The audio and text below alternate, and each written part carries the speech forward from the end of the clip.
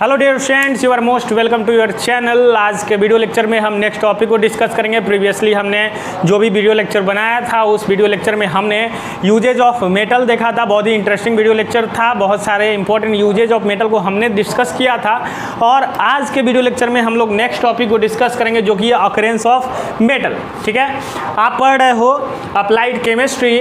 फिर से मैं बता रहा हूँ, अप्लाइड केमिस्ट्री आप पढ़ रहे हो और अप्लाइड केमिस्ट्री में आपने एटॉमिक स्ट्रक्चर पूरी तरह से पढ़ लिया है, ख़त्म कर दिया हमने। एक बार रिवीजन भी करा दिया है, फिर से मैं रिवीजन कराऊंगा जब सारे टॉपिक्स आपके कंप्लीट हो जाएंगे। केमिकल बॉन्डिंग भी आप पढ़ चुके हो, बहुत इंपॉर्टेंट टॉपिक था, बहुत सारे इंटरेस्टिंग कॉन्सेप्ट आपने जाना था। उसके बाद मेटल्स एंड एलॉय अभी हम लोग पढ़ रहे हैं। मेटल्स एंड एलॉय में हमने physical property, chemical property, okay, uses of metal, ऐसे ही difference between metal and non metal, ये सारे टॉपिक को हम कंप्लीट कर चुके हैं। और नेक्स्ट वीडियो लेक्चर को आज के क्लास में हम स्टार्ट करेंगे। तो चलिए देर नहीं करते हैं, स्टार्ट करते हैं आज का वीडियो लेक्चर। तो आज का वीडियो लेक्चर में हम डिस्कस करेंगे occurrence of metal. Occurrence of metal का मतलब क्या होता है? मेटल की उपस्थिति, मेटल जहाँ पाया जाता है। तो ऑकरेंस ऑफ मेटल में जनरली हम लोग मेटल कैसे पाया जाता है, मेटल को हम कैसे एक्सट्रैक्ट करते हैं, मेटल के इम्प्योरिटी को कैसे हटाते हैं, प्योर मेटल को हम कैसे पाते हैं, इन सारे टॉपिक्स को डिस्कस करेंगे। बहुत इंपॉर्टेंट टॉपिक है आपके एग्जामिनेशन पॉइंट ऑफ व्यू से और कम्पिटिटिव पॉइंट ऑफ व्यू से भी बहुत ज़्यादा ही इंपॉर्टेंट टॉपिक है। तो ऑकरेंस ऑफ मेटल की अगर बात की जाए तो कुछ की कंटेंट हैं इसके जो कि जानना बहुत ज़रूरी है, बहुत इंपॉर्टेंट। सबसे पहले क्या, तो सबसे पहले हमें मेटल मिलता कहाँ से है? मेटल दो जगह से मिलता है। एक अर्थ के क्रस्ट से। अर्थ का क्रस्ट क्या है सर? अर्थ को आप लो और उसको खुदाई करो, खोदते रहो खोदते रहो, और सबसे नीचे जब जाओगे तो आपको बहुत ही नेचुरली ऑकरिंग मटेरियल दिखेंगे। वे सारे मेटल कंसिस्ट करते हैं। ठीक है, तो अर्थ के क्रस्ट से हमें मेटल मिलता है और ये जो है मेन सोर्स है मेटल का। अगर क्वेश्चन पूछा जाए what are the main sources of metal, earth crust is the main sources of water. तो ये तो है ही, सी वाटर से भी मेटल मिलता है। सी वाटर कहो या फिर ओशियन कहो, ठीक, यहाँ से भी मेटल हमें मिलता है। ठीक है, जैसे सोडियम क्लोराइड, मैग्नीशियम क्लोराइड, ये सारे सॉल्ट के फॉर्म में, नमक के फॉर्म में ओशन में होते हैं, महासागरों में होते हैं। अगर आप महासागर का, ओशन का पानी पियोगे तो आपको नमकीन लगेगा। नमकीन क्यों लगेगा? क्योंकि उसमें सॉल्ट होता है। किस चीज़ का सॉल्ट होता है? सोडियम क्लोराइड होता है, मैग्नीशियम क्लोराइड होता है, सिल्वर क्लोराइड होता है, एल्युमिनियम क्लोराइड, बहुत सारे सॉल्ट्स होते हैं। तो सी वाटर या फिर ओशियन से भी हमें मेटल एक अच्छा अमाउंट में मिलता है। अब देखो, वैसे मेटल्स जो कि बहुत ही रिएक्टिव हैं वो फ्री स्टेट में नहीं पाए जाते हैं। इस बात को हमें समझना पड़ेगा, क्यों नहीं फ्री स्टेट में पाए जाते हैं। जो मेटल रिएक्टिव हैं वो ऐसे तो नहीं रहेंगे कि फ्री स्टेट में रहेंगे। रिएक्टिव है मतलब क्या? वो किसी ना किसी से रिएक्शन करते ही रहेंगे। ठीक है, reactive metal never found in pure state. Pure state को ही हम लोग नेटिव स्टेट कहते हैं या फिर नेटिव स्टेट को ही हम लोग फ्री स्टेट के नाम से जानते हैं। ठीक है, मान लो सोडियम हमारे पास है, मैग्नीशियम हमारे पास है, एल्युमिनियम हमारे पास है, आयरन हमारे पास है, ये इतने ही एलिमेंट अगर हमारे पास है, पोटेशियम भी हमारे पास है। ठीक है, तो अगर इसको हमने लेकर के यहाँ फेंक दिया हवा में, इस ज़मीन पे हमने फेंक दिया, तो क्या वो वैसे ही रहेगा? वैसे नहीं रहेगा। एयर में ऑक्सीजन है, एयर में सल्फर डाइऑक्साइड है, कार्बन डाइऑक्साइड गैस है, इन सबसे वो रिएक्शन करके कोई कंपाउंड के फॉर्म में रहेगा, लेकिन प्योर नहीं रहेगा।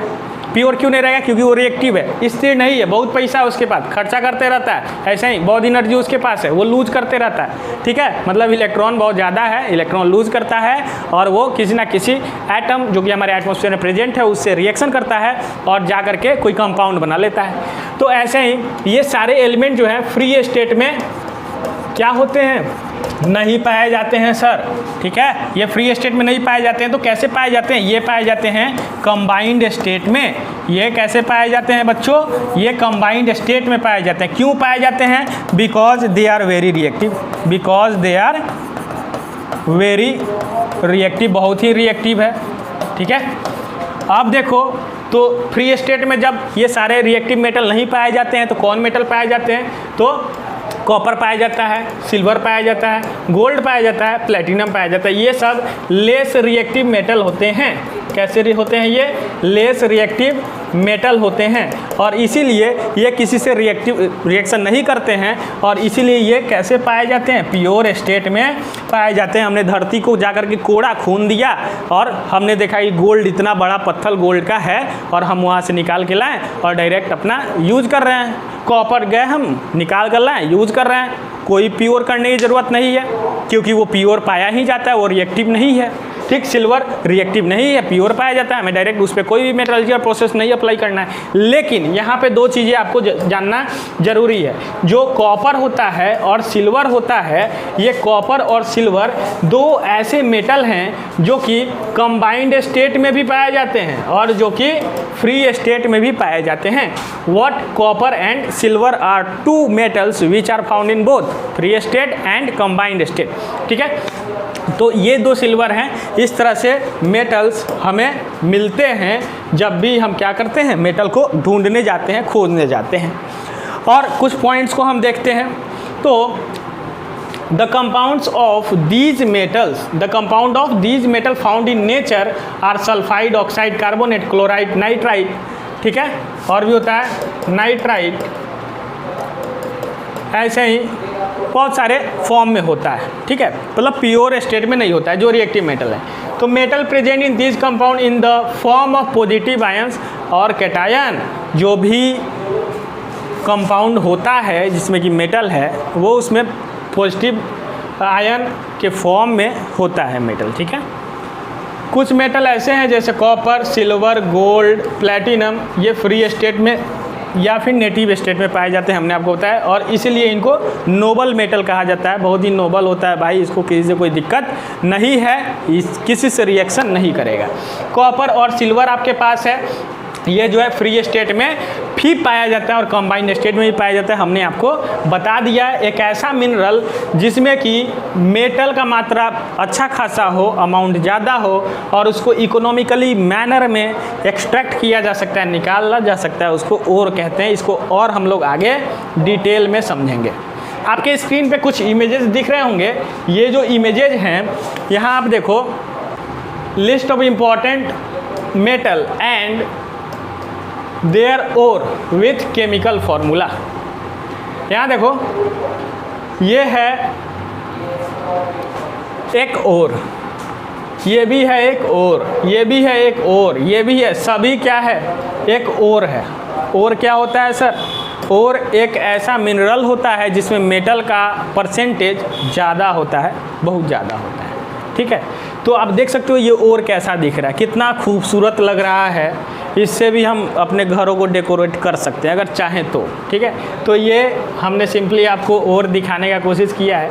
ये देखो कॉपर का ओर है ये, यहाँ पे कॉपर अपने कंपाउंड में ब्लू कलर बियर करता है, ब्लूइश ओर आपको दिख रहा होगा, बहुत ही खूबसूरत लगता है ये।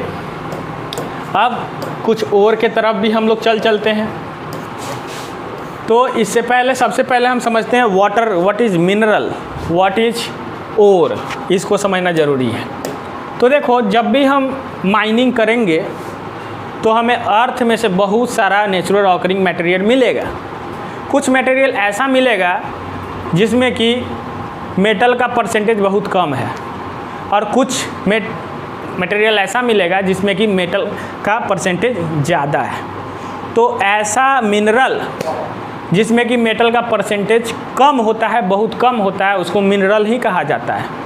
ठीक, ऐसा natural occurring material in which the percentage of metal is very less is known as mineral and those mineral which has percentage of metal very high known as ore.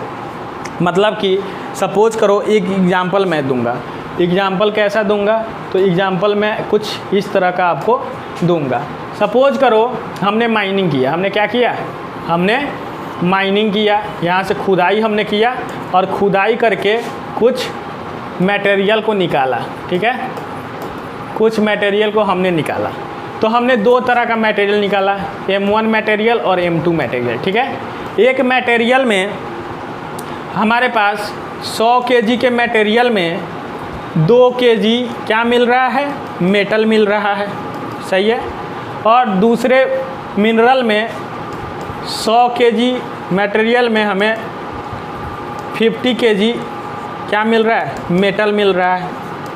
ठीक है सर, तो कौन हमारे लिए फ़ायदेमंद है? यहाँ देखो 100 किलो हमने निकाला, 100 किलो इसमें भी निकाला, इसमें 2 किलो मेटल मिल रहा है, इसमें 50 किलो मेटल मिल रहा है। कौन फ़ायदेमंद है? इस 100 किलो मिनरल को भी निकालने में 100 मज़दूर लगे होंगे, इस 100 किलो मिनरल को भी निकालने में 100 मज़दूर लगे होंगे। 100 मज़दूर, दोनों में हमें मज़दूरी उतना ही लगा मटेरियल को निकालने के लिए अर्थ कष्ट से। ठीक, टोटल जो कॉस्ट है माइनिंग का दोनों में सेम ही लगा, लेकिन फ़ायदा किस में है? इसमें 50 किलो का हमें मेटल मिल रहा है और इसमें 2 ही किलो का मिल रहा है। तो फ़ायदा ये है ना, इकोनॉमिकली सूटेबल ये है ना क्या, तो सूटेबल। तो ये जो M2 मिनरल है ये ओर कहलाएगा और M1 मिनरल बस मिनरल कहलाएगा। ठीक है, तो मिनरल हम लोग किसको कहेंगे? Minerals are those natural occurring material विच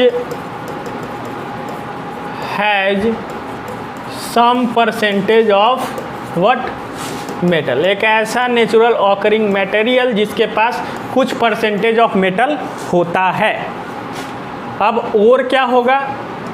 तो और वैसे मिनरल होते हैं, और आर दोज मिनरल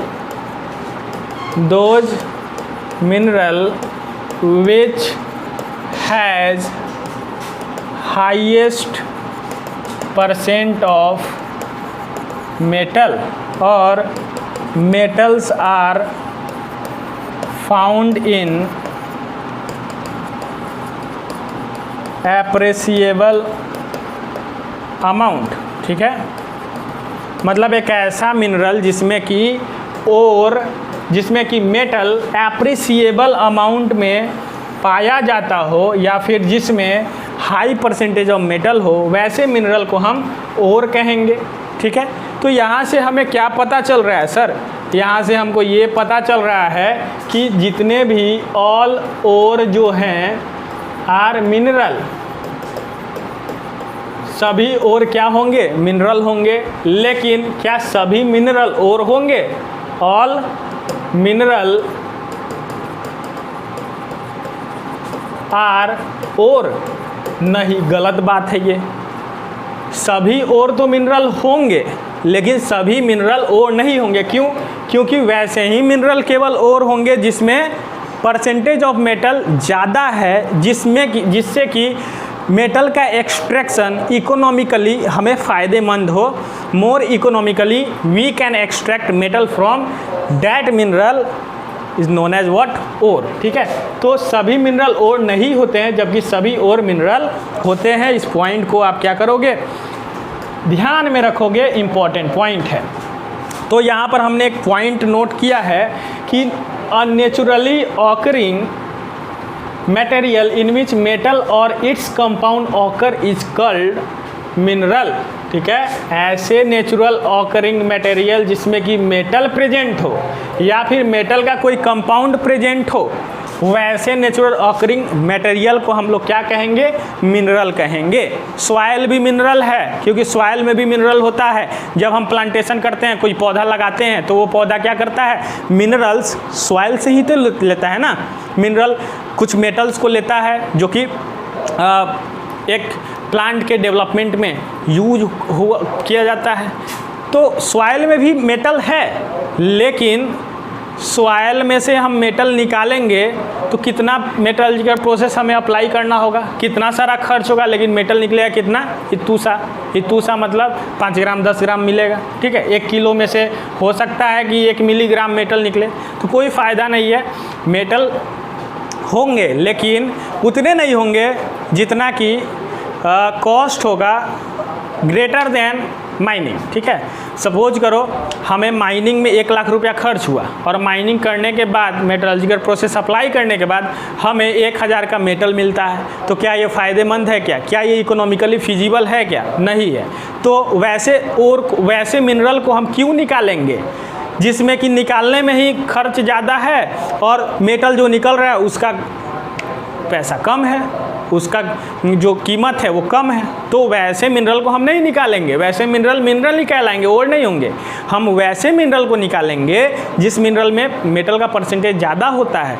मेटल का परसेंटेज जब ज़्यादा होगा तो हमें 1 लाख रुपया उस माइनिंग में लगेगा, मतलब कि मिनरल को निकालने में लगेगा अर्थ क्रस्ट से, और 1 करोड़ रुपया का मेटल हमारे पास होगा। ठीक है, तो वैसे मिनरल जो कि इकोनॉमिकली मेटल्स एक्सट्रैक्ट किए जाते हैं और कहलाते हैं। Those mineral in which a metal is present in appreciable quantity and from which the metal can be extracted economically are known as ore. ठीक है, तो यहाँ से हमने समझा कि ओर क्या होता है सर और मिनरल क्या होता है। एक और point, ore are naturally occurring in rock that contain metal और metal compound in sufficient amount to make it profitable for extracting them. तो जो ओर्स हैं वो नेचुरल ऑकरिंग रॉक में भी पाए जाते हैं। ठीक, उनमें भी मेटल और मेटल कंपाउंड होता है, उससे भी हम लोग मेटल का एक्सट्रैक्शन प्रॉफिटेबली मोर इकोनॉमिकली कर सकते हैं। ठीक है ना। अब कुछ स्क्रीन पे आपको ओर्स दिख रहे होंगे, कुछ मेटल और उसके ओर आपको दिख रहे होंगे। जैसे कुछ ही हमने लिया, होता तो बहुत ज़्यादा है। सबसे पहले हम देखते हैं सोडियम को। सोडियम का चिले साल्ट पीटर NaNO3, प्रोना Na2CO3, 2NaSCO3 .3H2O। बोरैक्स होता है, इंपॉर्टेंट है, Na2B4O7.10H2O। कॉमन सॉल्ट होता है NaCl। एल्युमिनियम का बॉक्साइड, कोरंडम, फेल्सपर, क्रायोलाइट, एलोनाइट, कैवलिन, इन सभी का मॉलिक्यूलर स्ट्रक्चर आपको यहाँ पे दिख रहा होगा, फॉर्मूला लिखा हुआ है। साल्ट पीटर होता है, बहुत इंपॉर्टेंट, सोडियम का है। कैलेमाइन होता है, कैमालाइट होता है, पोटेशियम का, मैग्नीशियम का, मैग्नेसाइट होता है, डोलोमाइट होता है, एप्सम सॉल्ट होता है, कैल्साइट होता है और कर्नेलाइट होता है। ये सारा इसका मॉलिक्यूलर फॉर्मूला है, बहुत ही इंपॉर्टेंट है। इसको आप स्क्रीनशॉट ले सकते हो या वीडियो को पॉज करके नोट कर सकते हो, बहुत इंपॉर्टेंट है। और भी होता है, आयरन का होता है, कॉपर का होता है, और भी होता है, सिल्वर का आपको दिखेगा, गोल्ड का, ये सारी चीज़ें होती हैं, उसको भी हम आगे देखेंगे। अभी आप इसको स्क्रीनशॉट ले सकते हो। ठीक है, चलिए आगे बढ़ते हैं हम लोग इसमें। जब इसमें हम आगे देखेंगे तो हम लोग एक दो और इम्पोर्टेंट पॉइंट को देखते हैं। जो भी हमारा रिएक्टिविटी सीरीज है, जो कि हमने पहले बताया था, रिएक्टिविटी सीरीज क्या क्या था sir? Potassium, sodium, calcium, magnesium, aluminium, iron,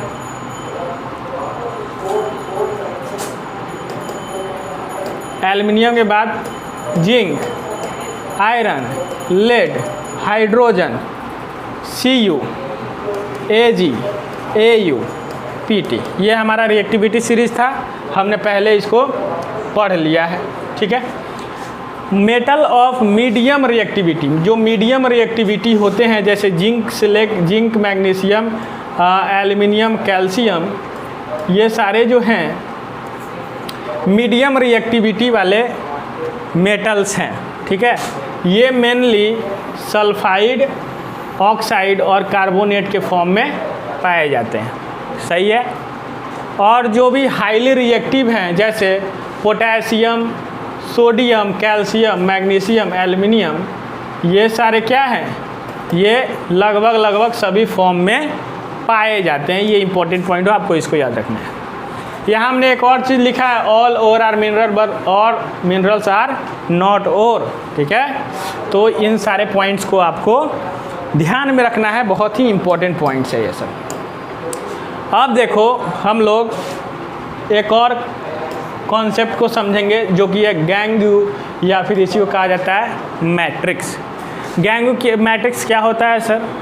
तो जब भी हम ओर निकालते हैं अर्थ क्रस्ट से, तो उस ओर के साथ बहुत ही सारे अनवांटेड, अनडिजायर्ड मटेरियल अटैच्ड होते हैं, एसोसिएटेड होते हैं, जो कि कोई काम के नहीं होते हैं, वो झूठ मूठ का ओर का वेट बढ़ाते हैं, ठीक है। जैसे सैंड, जैसे सॉयल, जैसे सिलिका, ये सारी चीज़ें जो हैं अनवांटेड मटेरियल है जो कि ओर के साथ एसोसिएट होता है, ठीक है। और इस प्रकार ओर में मेटल का कॉन्सेंट्रेशन परसेंटेज कम कर देता है। तो वैसे अनवांटेड अनडिजायर्ड मटेरियल को, सबस्टांस को हम लोग क्या कहेंगे? हम लोग मैट्रिक्स या फिर गैंगू कहते हैं, ठीक है ना। क्या है ये? अनवांटेड या फिर अनडिजायर्ड मटेरियल होता है ये, सही है ना। The ore usually contain a large number of impurity, ore में बहुत ही लार्ज नंबर ऑफ इम्प्यूरिटी होता है, जैसे earth matter, rock stone, sand, lime, stone, mica, other silicates, ठीक। इन्हीं सभी इम्प्यूरिटी को हम लोग गैंगू या फिर मैट्रिक्स के नाम से जानते हैं। This impurity surrounding the mineral is an ore, ये जो इम्प्यूरिटी हैं ये ओर को सराउंड किया रहता है, ओर से एसोसिएटेड रहता है। It is the commercially worthless mineral matter associated with economically valuable metallic mineral in a deposit. ये जो है वर्थलेस है, बेकार है, फालतू है, घटिया है, इसको नहीं होना चाहिए ओर में। ये झूठ मूठ का ओर का जो है वेट को बढ़ा देता है, मेटल का परसेंटेज कम कर देता है, ठीक है। नेक्स्ट वन इज, आप देखोगे gangue is generally an unwanted material impurity that is present in ore. सही बात है, हमने बताया। During the process of extraction these impurity are mixed up with ore in the form of stone, sand, rock. जब भी हम लोग extraction करते हैं, माइनिंग करते हैं, ओर निकालते हैं, तो वो इम्प्यूरिटी ओर के साथ अटैच होता है। Gangue must be separated from mineral, जो मिनरल हमने निकाला है उसमें से गैंगू को निकालना बहुत ज़रूरी है with the help of dressing या फिर मिनरल ड्रेसिंग, ठीक। जो प्रोसेस होता है, process of removing gangue from mineral is known as dressing, ठीक है। उसे हम लोग ड्रेसिंग के नाम से जानते हैं, ओके। अब कॉन्सेंट्रेशन ऑफ ओर एक टर्म आता है। कॉन्सेंट्रेशन ऑफ ओर का मतलब क्या है? ओर में मेटल का कॉन्सेंट्रेशन को बढ़ा देना, ठीक है। कॉन्सेंट्रेशन ऑफ ओर क्या होता है? ओर में मेटल का कॉन्सेंट्रेशन को बढ़ा देना, ठीक है, उसको कहते हैं कॉन्सेंट्रेशन ऑफ ओर, सही है ना। तो ये क्या होता है? कॉन्सेंट्रेशन ऑफ ओर एक ऐसा प्रोसेस होता है जिसमें कि ओर में से इम्प्यूरिटीज को रिमूव कर दिया जाता है, ठीक है ना। क्या क्या किया जाता है? Concentration of ore is the process in which there will be removal of impurities from the ore, ठीक है। और कॉन्सेंट्रेशन ऑफ ओर्स में बहुत सारे प्रोसेसेस होते हैं। कौन सा प्रोसेस कौन से ओर पे अप्लाई करना है वो डिपेंड करता है फिजिकल और केमिकल प्रॉपर्टीज ऑफ इम्प्यूरिटी पे। जो इम्प्यूरिटी है उसका फिजिकल और केमिकल प्रॉपर्टी कैसा है, उसके बेसिस पे हम लोग किस तरह का प्रोसेस अप्लाई करना है ओर को हटाने के लिए, ओर में से गैंगू को हटाने के लिए, इम्प्यूरिटी को हटाने के लिए, वो डिपेंड करता है। जैसे ग्रेविटी सेपरेशन, इलेक्ट्रोमैग्नेटिक सेपरेशन, ये जो है कॉमन मेथड्स हैं जिससे कि हम लोग कॉन्सेंट्रेशन ऑफ ओर प्रोसेस को कैरिड आउट करते हैं। मतलब कि गैंगू मैट्रिक्स को ओर में से निकाल देते हैं, रिमूव कर देते हैं, फेंक देते हैं, ठीक है ना। तो ये है गैंगू या फिर मैट्रिक्स क्या होता है। आपको समझ में आया? आई होप आपको समझ में आया होगा। यहीं से हम लोग एक और टर्म समझेंगे जो कि है फ्लक्स और स्लैग। फ्लक्स और स्लैग क्या होता है इसको देखते हैं।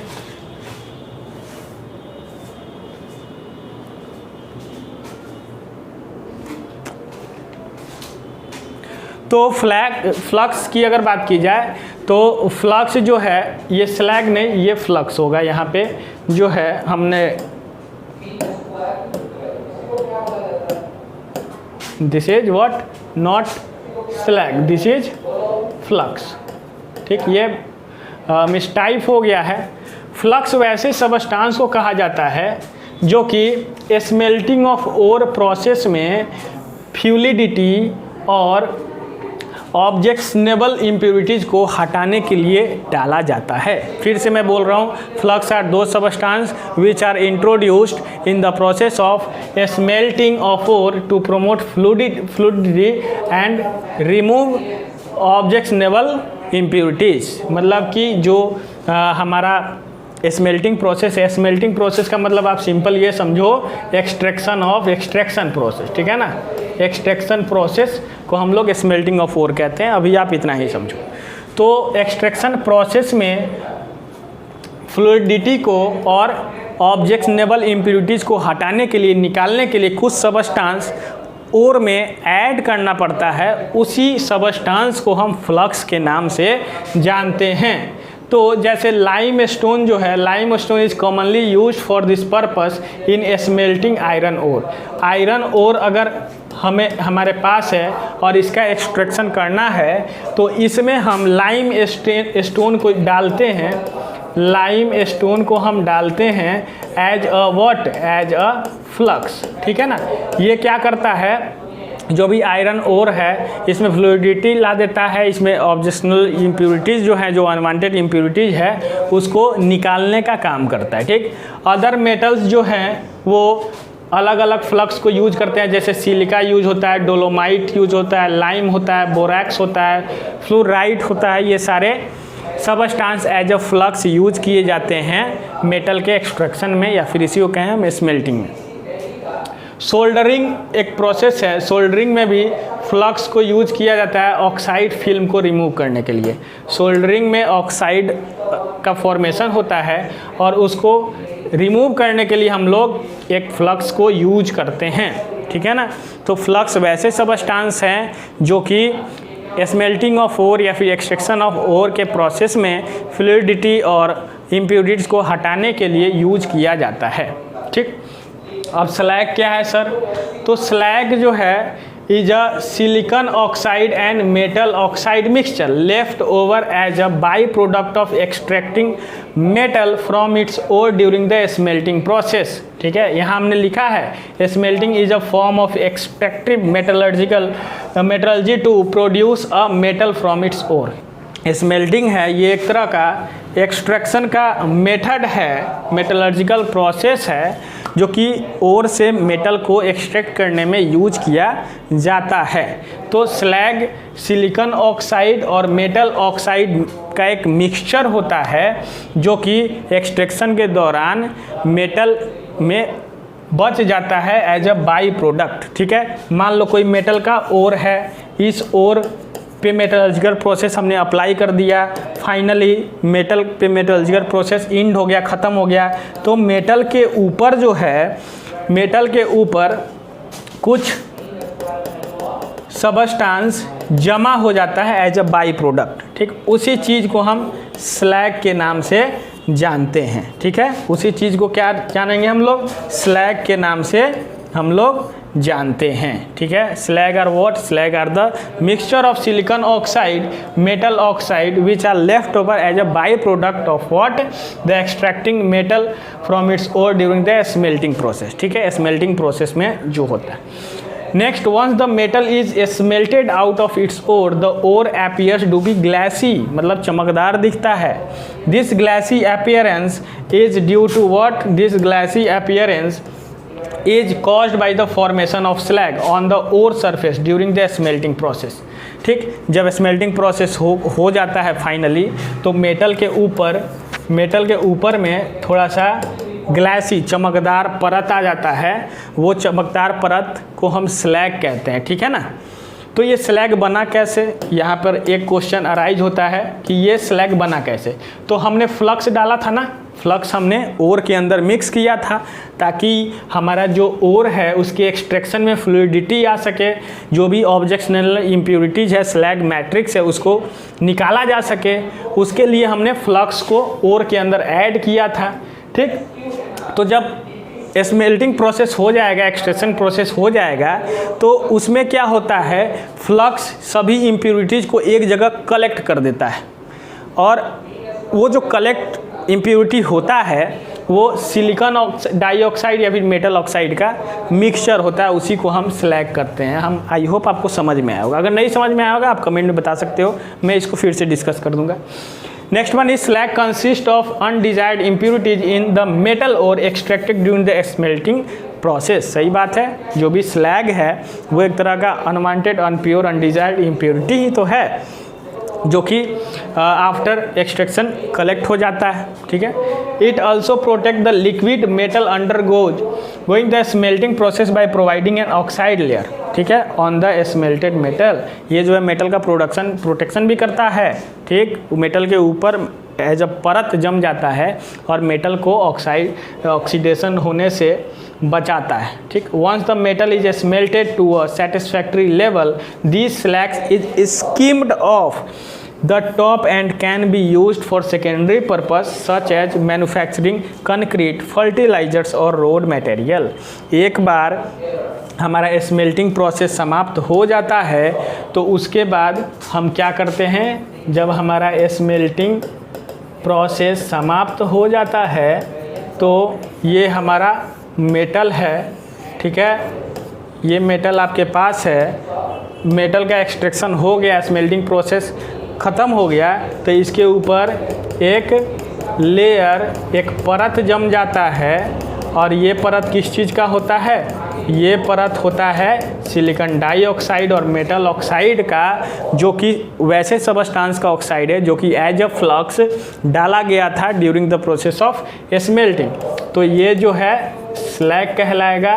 और जब स्मेल्टिंग प्रोसेस समाप्त हो जाएगा, इंड कर जाएगा, तो मेटल के ऊपर ये सब जमा हो जाएगा और उसको हम लोग स्किम्ड ऑफ कर लेंगे, ऊपर से हटा लेंगे, छान लेंगे। ठीक है, तो इस तरह से स्लैग का कॉन्सेप्ट कुछ होता है। हमने देखा स्लैग क्या होता है, फ्लक्स क्या होता है, उसके बाद हमने गैंग्यू मैट्रिक्स भी देखा, हमने मिनरल ओर देखा, हमने ऑकरेंस ऑफ मेटल को देखा। आपको ये वीडियो कैसा लगा हमें कमेंट में ज़रूर बताएं। अगर वीडियो अच्छा लगा वीडियो को लाइक कर सकते हैं, अपने दोस्तों में, अपने फ्रेंड्स में शेयर कर सकते हैं। और अगर आप चैनल पर नए हैं, हमको पहली बार देख रहे हैं, आप वीडियो लेक्चर पहली बार देख रहे हैं, तो आप चैनल को सब्सक्राइब कर सकते हैं। थैंक्स।